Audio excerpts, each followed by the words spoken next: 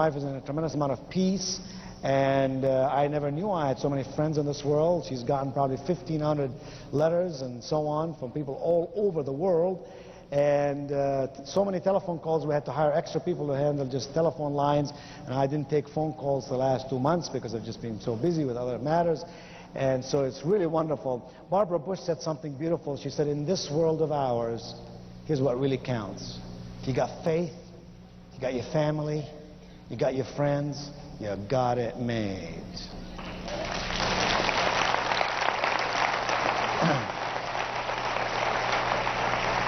And in Starlight, you have bunches and bunches of friends, and you have one big, wonderful family. On page 5, success grows out of 4 things. I'm just going to give you those and jump over them. Number 1, a clear vision. A clear vision. You gotta know what it is you want out of life, otherwise it won't happen. You gotta have a clear vision. Number 2, I'm just gonna skip around some of these. Number 2, you gotta have a solid strategy. Go to page 6. Number 3, you have to have practical systems. And number 4, you have to have consistent execution.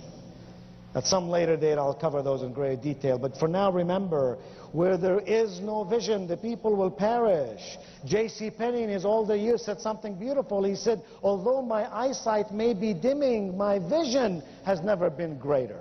So number 1, you got to have a clear vision. Number 2, you got to have a solid strategy. Go over the next page now. Number 3, you have to have practical systems. And number 4, consistent execution. The greatest of ideas don't work unless you have consistent execution. All right, page 7. Page 7 makes a very important point. You really want to know how to communicate effectively with people? You really want to know how to recruit more people? You really want to know how to get more retail customers for your wonderful Starlight products? Here's the answer. It doesn't matter how much you know. It doesn't matter how much you know. It doesn't matter what it is that you can do. You know why? Because both of those are minimum requirements. If you didn't know a lot and you couldn't do a lot, you wouldn't get paid for doing it. Big deal. Knowing your stuff and doing it well are minimum requirements for a professional. Here's what does matter. How other people and what other people believe and perceive we can do for them. Nobody wants to buy pills in a bottle. Everybody wants to buy energy and youthfulness and good health. So that's what positioning is all about. How do you position yourself? 5 quick ways. Number 1, first in your own mind. You position yourself first in your own mind. Harvard University says, just came up with a study that says that 1 out of every 3 Americans, this is a terrible study, I can't believe that they would do this. It was a government-paid study from your tax dollars. They concluded that 1 out of every 3 Americans is ugly. Now, Tony, wherever you are, please take a note of this, because I'd like to really send back a message to Harvard. Perhaps you can fax it to them tonight and tell them that we did a little study here and that they're wrong, by golly. They said 1 of every 3 Americans is ugly. Take a good look at the person to your right, will you please?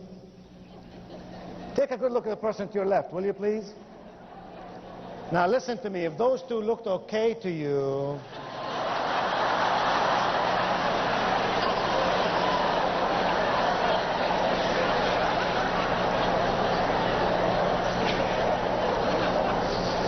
Okay, forgive me, that was silly, I admit it. The truth is, there is no ugly person here. Here's why. Ugly is only the way you feel about yourself. If you feel ugly, you'll act ugly. What we gotta do is walk with confidence. First, you position yourself in your own mind.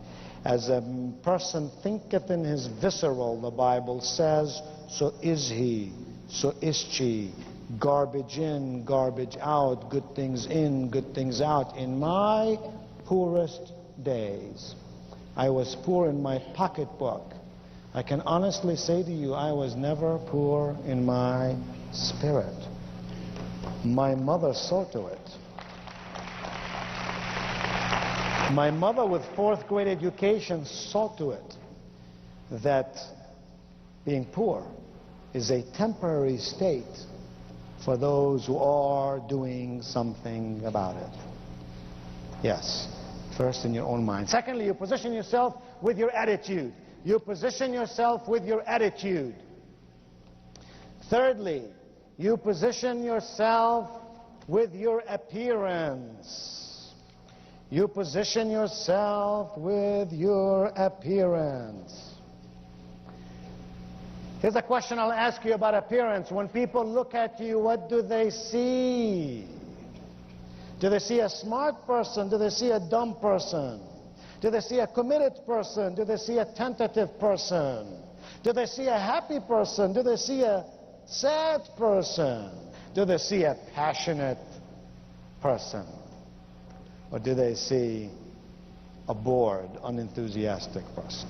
Second question, what is it you want them to see? How is it you want them to see you?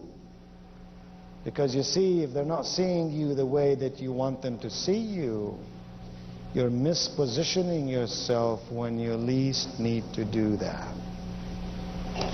Now, I've told you earlier, I've written many books, many cassettes, and many videos, and ask for them through Starlight. They should be available through the magazine, through Starlight, so you give Tony hell. Say, Tony, I want Nito stuff, by golly, Tony. All right. All right, Tony. Get your act together, Tony.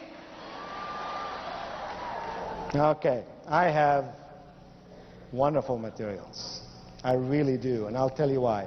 Because every book I've ever written and every cassette I've ever recorded came from my experience in life. I don't go to the library and research stuff.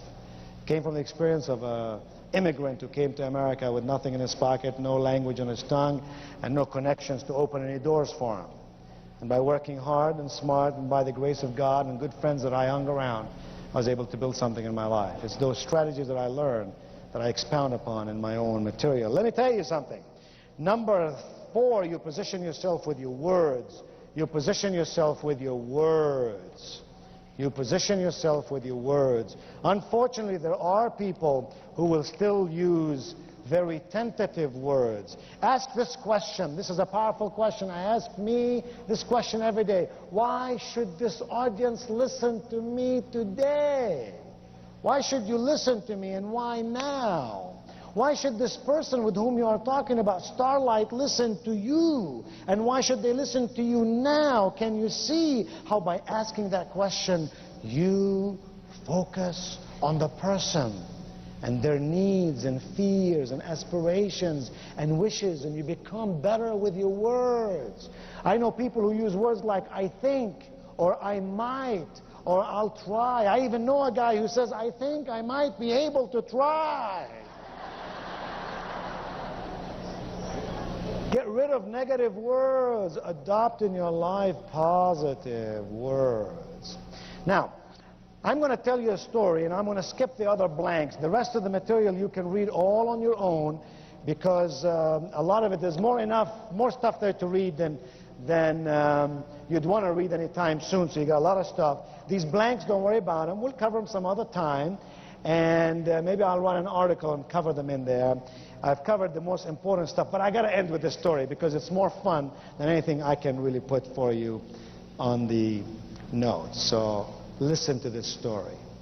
When it's all said and done, the only thing that really matters in your life or mine is your attitude. You got the right attitude, you'll get the knowledge. You'll read the books. You'll listen to the tapes. You'll watch the videos. You'll attend the seminars.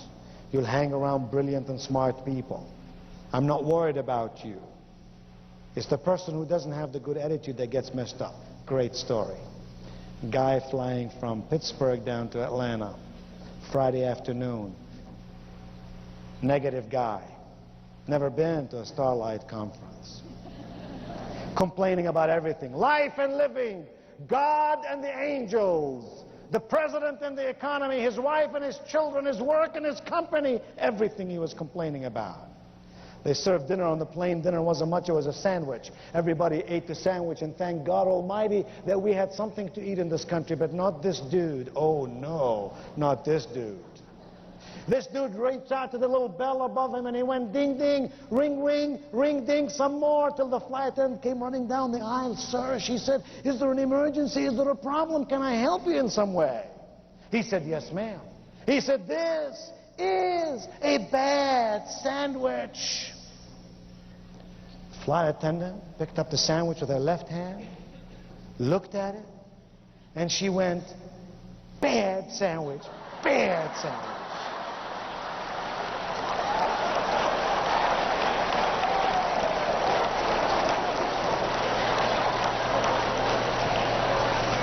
Now, I don't know about you, but I don't care how busy I was. If I were on that plane, I would have stayed on the plane till every last passenger got off. I would have wanted to interview this flight attendant. I would have wanted to say to him, man, I gotta know, how did you think of this wonderful activity? I mean, the guy was a jerk.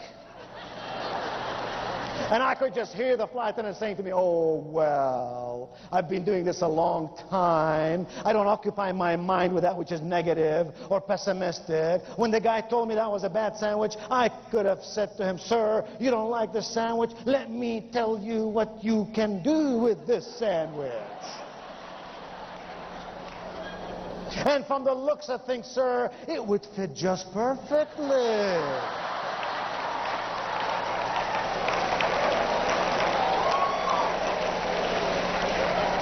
I can hear her now saying, oh, had I done so, I would have dragged my way back to the galley, and the people, my friends, my colleagues would say, what are you so mad about? And I would say, oh, God, I hate this job. Thank God it's Friday. I can't wait till I retire. I've had it up to here with all these dumb passengers. Instead, can't you just see what she did? I could just hear her say, oh, man, sure, I could have told him to stuff the sandwich. I could have told him, if you don't like this airplane, sir, we don't need your business anymore. And if you don't like this flight, no sweat. Do you see the exit sign over there? Instead, she was going back to the galley, running, having a difficult time holding back her laughter. And when her friend said, what in the world is the matter? She said, you won't believe what I just did. And her friends would say, what did you just do? And she'd say, I just beat the hell out of a sandwich.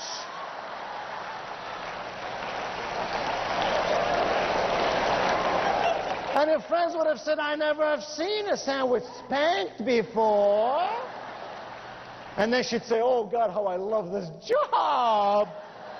It's too bad it's Friday. It's too bad they make me retire. I love meeting all these wonderful people and having all these tremendous experiences. And what is the difference, I ask you, on this Saturday at Opryland in Nashville? The difference to success in any endeavor is attitude. Thank you, and God bless you.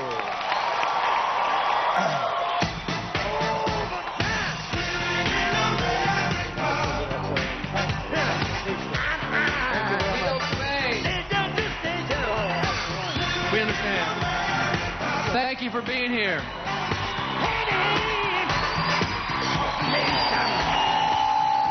Bye-bye. Thank you very much. I'll see you again soon. Thank you. Bye-bye.